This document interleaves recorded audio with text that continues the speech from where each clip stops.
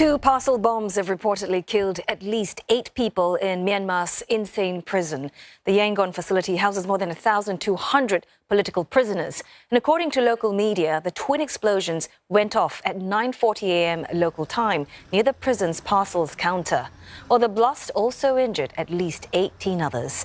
For the very latest, Leong, he joins us live now from Kota Kinabalu, Sabah. Waikid, at the moment, no group has claimed responsibility for the attack just yet. But what do we know about the blasts at the prison?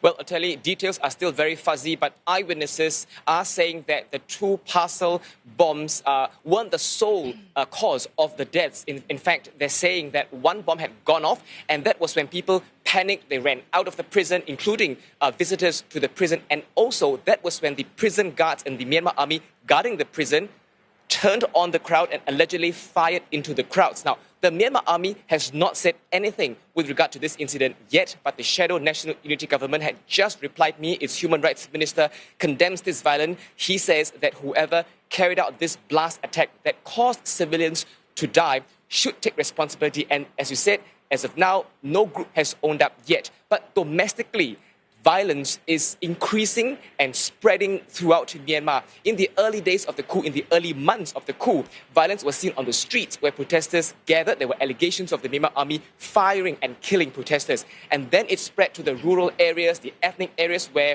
aerial bombings and burning of villages are reported. And now, increasingly, violence is being seen in prisons across Myanmar. There are more allegations of political prisoners being killed, being beaten to death.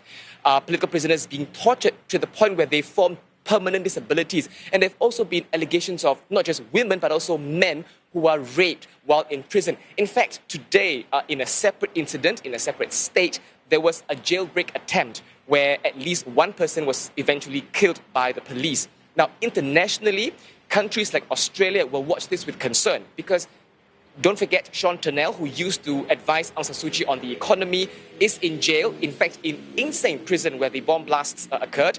He is there because he was found to have breached the country's Official Secrets Act.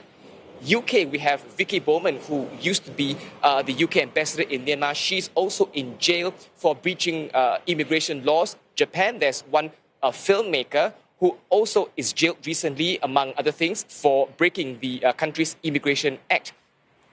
Closer to home, the ASEAN community will watch this very closely, especially at a time when the ASEAN leaders are preparing to head into the ASEAN summit in November in Cambodia, where they will decide on the next move against Myanmar. Well, thanks very much for all that added information. Leong Waikid there speaking to us live from Kota Kinabalu, Sabah.